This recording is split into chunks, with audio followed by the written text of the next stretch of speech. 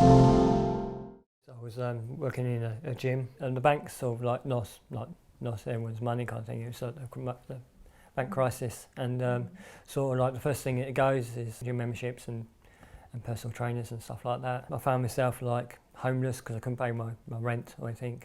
I was living on the beach for like nearly 2 weeks. I met these people, said that you can have a place to stay, roof over your head, sort of money in your pocket, and doing work. I didn't want to be on the dole. And they sort of, I said, agreed to it. I think of that, even though I made the right decision at the right time, I still go back to them and see if I can change it. I mean, at the beginning it was fun because it was a new experience, like another career as it was. I didn't realise it was going to go totally wrong. That's when the cushions come on. Like, I wasn't allowed to leave the yard. I wasn't allowed to do anything I wanted to do, and they showed me where I was about to live, and it was basically just a wooden shed, and so I come home about 8-9 o'clock at night sometimes, and sort of like wait till they got fed and go and get like maybe £5 or £10 to go and do my shopping, which they took me, which there was only about like 5 minutes time, and sort of then obviously go home and cook my meal before I have to get up again at 6 o'clock. Like £20 a day, a week kind of thing. I mean, that was with like buying water, food, clothes. I mean, I was buying water just to have a wash, no toilet cities at all.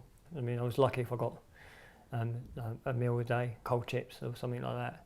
But if they weren't there, I was probably the whole day I wouldn't have anything. I think I got to a stage where it was like, that's all I deserved. I think that's how mentally I got down to, is like, because they sort of like got me so much that I was better there, and sort of, because if I left, I'd be on the streets as well as them looking out for me as well. So it's better off not. At least I knew where the punches were going to come if they were going to come. I mean, I've seen in the camp people getting hit with lots of things. I mean, I was lucky I only got hit like once, just because I didn't bring any work in that day. He came storming into the shed, as it were, and sort of hit me, and then he told me why, and then he walked out. So I sat there and thought, okay. I just gave up all my humanity. I know it sounds silly, but it was easier to stay than it was to go. I realised that I have to make the most of it. I was a worker at the beginning, and sort of, and when I was getting more trustworthy, I was sort of like being there like the foreman, as it were, sort of thing, I mean, as a Christian, I sort of spread my wings so they can sort of like be protected underneath me, sort of like that I'd get all the shouts at instead of them. And I was praying like every day, that sort of thing, just to help me through.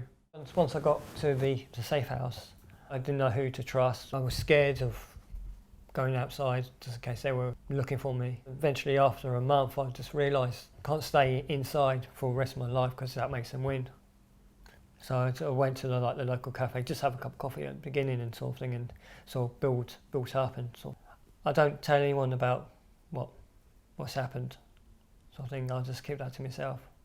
Well, because embarrassed that I fell into the trap. It's the only reason why I'm doing this today, sort of to make awareness of that. It's like, it does happen. It can happen to anyone.